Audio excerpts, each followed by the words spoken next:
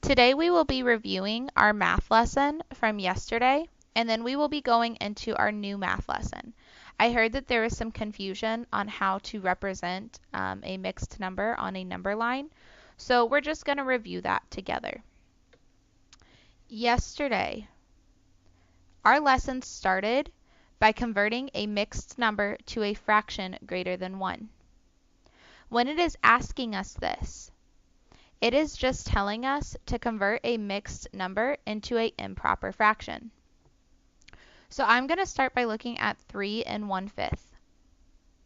How can I represent one whole besides just writing a number 1 here?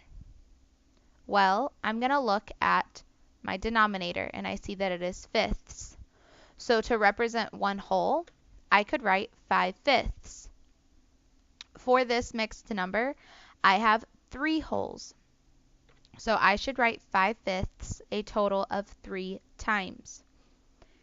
Have I written or represented all parts of this mixed number? The answer is no. I still have to represent this 1/5.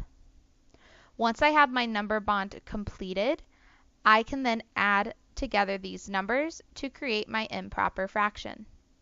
When I am adding fractions, the denominator or the bottom number stays the same. The only thing I am adding are these top numbers. So if I am doing 5 plus 5 plus 5 plus 1, I should get a total of 16/5. Table captains, go ahead and get out a black Expo marker from your drawer, and together with your group, you are going to represent 4 3/4 as an improper fraction. You are working together as a group using those habits of discussion of I agree with so-and-so because, or I disagree with so-and-so because. To the teacher, please pause the video now until you are ready to continue the lesson.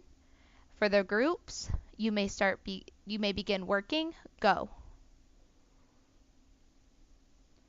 You all should have gotten 19/4 as your total. Next, yesterday, you had to convert each mixed number to a fraction greater than 1 and then draw on a number line to model your work. This question is asking us two different things. It is first asking us to do what we just did on this last slide. It's just asking us to turn this into an improper fraction. So I know I have 3 wholes. My denominator is fourths, so one whole can be represented by 4/4. Since I have 3 wholes, I will write that 3 times. I also need to make sure I have my 1/4. To create my improper fraction, I'm now going to add those together, and when I add those together, I should get 13/4. So now let's look at our number line. I have already written the number line for us. All I am doing when I am writing a number line is I am showing those jumps of how I ended up getting to 3 1/4. So I started by jumping 4/4, which was 1 whole. So I would draw my arrow from 0 to 1, and I have gone 4/4. I did this 2 more times for a total of 3 jumps for 3 wholes. Lastly, I jumped 1/4, which I will represent like this. That is all you are doing when you are drawing a number line. Now I want you to try one with your group on your own. The teacher will be coming around to check your answers. So look at 5 2/3. Convert that into an improper fraction using a number bond and represent it on a number line. When you are done, the teacher will come together as a group and the teacher will come around to check it. Pause the video until you are ready to continue the lesson. All right, now we are going to jump into today's lesson of lesson 26. To begin our lesson, we are going to do an application problem, which you will complete with your group. Barbara needs 3 1/4 cups of flour for her recipe. If she measured 1/4 cup at a time, how many times did she have to fill up the measuring cup? So once again, all we are doing is exactly like what we did on our last problem, where we are breaking down 3 1/4 into an improper fraction. You will work on this as a group. When you are done, you will come together and the teacher will check it. Pause the video until you're ready to continue the lesson.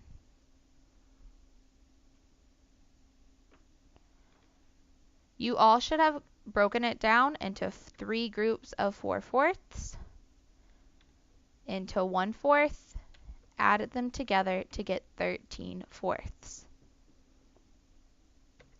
For our next part of our lesson, we are going to be comparing mixed numbers and fractions on a number line using benchmark fractions. Our problem says Barbara needed 13/4 cups of flour. Her friend Jeanette needed 9/2 cups, and her friend Robert needed 3 6/8 cups. Let's compare these amounts using a number line. So from our application problem, we saw that 3 1/4 is equal to 13/4.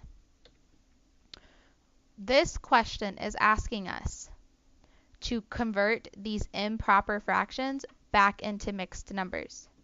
So we already know that 13/4 is equal to 3 1/4.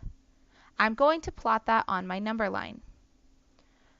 So on my number line, I see that 3 1/4 will be in between the 3 and the 4.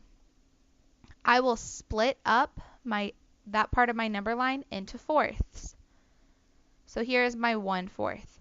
And then I will plot that point there just by writing 3 1/4. Now let's look at 9/2. Take 3 minutes with your group to convert this improper fraction back into a mixed number. You can use number bonds or you can use division to help you find your answer. The teacher should be able to hear everyone participating and sharing in the group discussion by either saying I agree or I disagree. Your time starts now. You all should have gotten 4 1/2. 4 1/2. We are not going to plot it yet because we already have 3 6/8 as well, so we don't have to do anything to that. Now let's plot our 4 1/2. I know that the 4 1/2 will be directly in between the 4 and 5, so I will plot that there. 3 6/8. I am now going to split the 3 in between the 3 and the 4 into eighths. And when I do that, my 3 6/8 should end up there.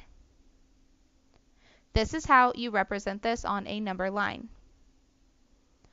At teacher table, you will complete a problem set with something very similar to this.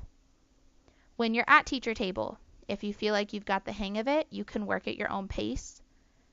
If you feel like you still need help, raise your hand and the teacher will be around to help you. Show that you are ready to rotate into your small groups. Go.